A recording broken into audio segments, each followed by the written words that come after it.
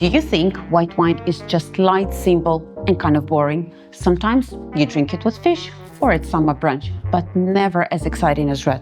Well, that's completely wrong. White wines can be just as powerful and complex and unforgettable as the greatest reds. I'm sharing my personal experience here. These are the top 5 white wines I've recently tried that left an unforgettable impression. Not everyone will agree, and that's the point. It's almost impossible to ask a wine professional for a favorite wine because we'll just stare back.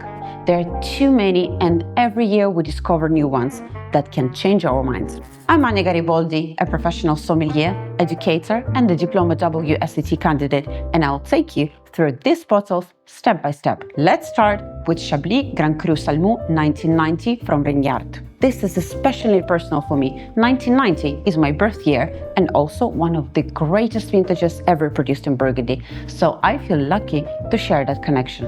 I tasted it at the La Paulette dinner in Rhône, one of the biggest wine events in Burgundy. The wine was deep gold, showing age beautifully.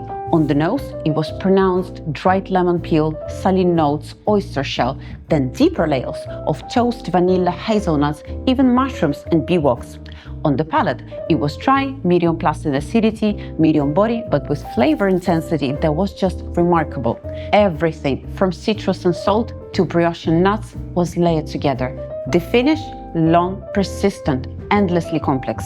This is outstanding Chablis, the kind of bottle that proves Chardonnay can age for decades and still be fresh and alive. For any wine lover, this is a benchmark. Now, let's move to Chassagne Montrachet, Premier Cru, Les Embrasés 1991 from Bernard Moret-Fil, which I tasted at a private dinner in Dijon, Burgundy.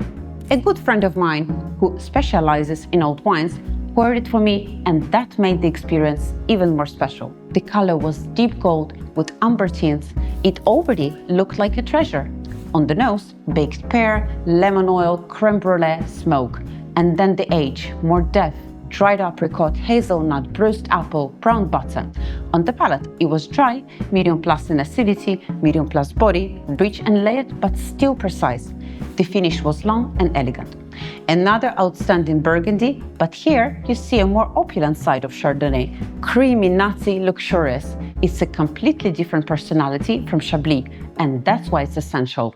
Then, from Burgundy to the Rhône Valley, Hermitage L'Hermide 2012 from Chapoutier. This is 100% Marsanne, a grape many people don't even know, but once you taste it, you never forget.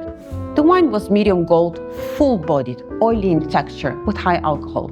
On the nose, ripe yellow peach, quince, baked apple, wet stone, marzipan, almond, cream, lanolin, and honey. On the palate, it was rich, mouth-filling, very long on the finish. This is not a refreshing white. This is a white with the power of a red. Bold, textured, unforgettable.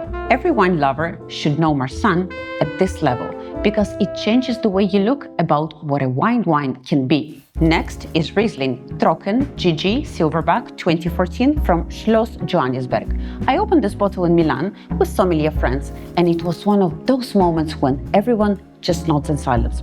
The wine was medium gold with pronounced aromas of lime, zest, green apple, white peach, slate, flint, smoky notes, and of course, that classic petrol character. The acidity was high, razor sharp when young, but by 2014, it had already softened into elegance. Structured, medium plus body, dry with a very long finish. This is Riesling at its purest and most powerful, and that's why every wine lover must know it. Because Riesling is not just sweet or easy drinking. At this level, it's one of the greatest white wines in the world. And here is the thing about Riesling, and especially wines like this from Germany.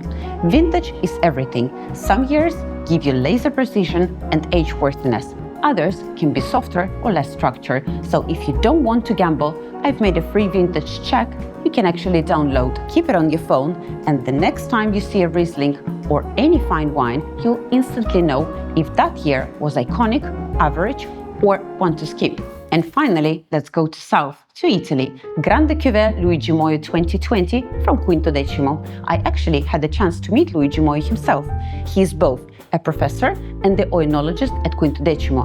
Even though he makes wine in the south of Italy, he studied oenology in Burgundy, and you can almost feel that Burgundian touch in the glass, even though the grapes are completely different. My encounter with him was at a dinner organized by Quintodecimo in Milan, which made tasting this wine even more memorable. The blend is Greco, Fiano and Falanghina. The wine showed a medium lemon gold color with aromas of white peach, ripe lemon, acacia flowers, wet stone, light toast, vanilla, chamomile, bee wax and dried herbs. On the palate, it was full-bodied, broad and textural, with medium plus acidity and perfect balance. The finish was long and layered. What I love is how it proves that southern Italy's wines can be truly world-class, elegant, complex and far more than just an afterthought in a country famous for reds. So here's the takeaway. White wines are not just background drinks. They can be as intense, as complex, as memorable as any great red. These 5 bottles are essential for me because they each show a different face of white wine, from sharp minerality of Chablis to the creamy opulence of Chassagne-Montrachet, the power of Marsanne in the Rhône, the razor focus of Riesling and the Mediterranean elegance with a hint of Burgundy style from southern Italy. For me, they truly changed how I see white wine. For others, it might be different, and that's the beauty of wine. It's personal, it evolves, and it's never about the bold statement.